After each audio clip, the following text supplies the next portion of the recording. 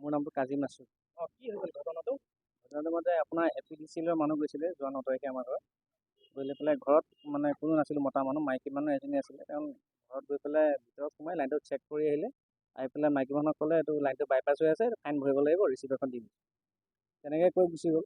ৰাতি 7টামান বজাত ফোন কৰিছে মোক, লাইনমেনজনে ফোন কৰিছে, কৈছে ইঞ্জিনিয়াৰ ছাৰ আপোনালোকৰ ঘৰত গৈছিলে, আপোনাৰ ঘৰত লাইনটো বাইপাছ হৈ আছে, তো ইঞ্জিনিয়াৰ ছাৰে 35,000 টকা ফাইন দিব দিছে। আপুনি এইটো এপিডিচিএল অফিচত আহি পেলাই ফাইনটো পে' কৰিব লাগিব, আৰু যদি আপুনি ভাবে যে এইটো আনঅফিচিয়েলি কৰিব তেতিয়াহ'লে ছাৰৰ লগত মই কথা পাতিব পাৰোঁ। তাৰপিছত মই বোলো আনঅফিচিয়েলি মানে কেনেকৈ কৈছে, ছাৰক কিবা এটা দি পেলাই মিলাব লাগিব বাহিৰত।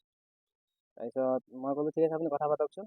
তেতিয়া ইঞ্জিনিয়াৰ ছাৰৰ লগত কথা পাতি, ইঞ্জিনিয়াৰে হয় নেকি এজন, তেওঁৰ লগত কথা পাতি পেলাই ক'লে যে ছাৰে টকা 7,000 বিচাৰিছে আৰু তাৰ পৰা 1 টকা কম দিলেও নহয়। সেইটো কথা যিজন লাইনমেন তেখেতে কৈছে, মিণ্টু বৰা।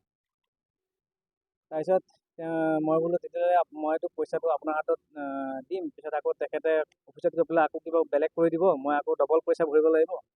গতিকে তেওঁকো মাতি দিয়ক, একেলগে পইচা দিম। তেতিয়া কৈছে যে ইঞ্জিনিয়াৰজন ইমান ডাঙৰ মানুহ, তেওঁতো নাহিব, মই তেখেতক কনফাৰেঞ্চত কথা পতাই দি আছোঁ। তো কনফাৰেঞ্চ লগাই দিলে মোৰ লগত, মই কথা পাতিলোঁ। ইঞ্জিনিয়াৰ ছাৰেও তেনেকৈয়ে ক'লে যে 7,000 টকা দি পঠাই দিয়ক, তাৰপিছত মই এইটো মিলাই দিম অফিচত। তেওঁৰ নামটো কিবা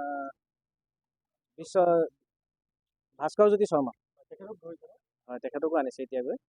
তেখেতৰ ঘৰত বৰঘাট বাইপাছৰ ওচৰতে। তাৰপিছত সেয়া ৰেকৰ্ডিংখিনি মই লৈ পেলাই CM ভিজিলেন্সৰ নাম্বাৰ আছিলে মোৰ তাত আমাৰ, তো মই লগে লগে CM ভিজিলেন্সৰ SP মেমৰ লগত কথা পাতিলোঁ। তেওঁলোকে মোক সহায় দিছে, আৰু তেওঁলোকৰ নাই, দুইজনকে বেলেগ বেলেগ জেগাৰ পৰা ধৰিছিল। প্ৰথম ধৰিছিল লাইনমেনজনক। তেখেত মোৰ ঘৰত যেতিয়া পইচা নিব আহিছে, পইচা নিব অহাৰ সময়তে তেখেতক হাতেৰে ধৰা হৈছিল। যিজন মিণ্টু বৰা বুলি কয়, এজন লাইনমেন তেখেত।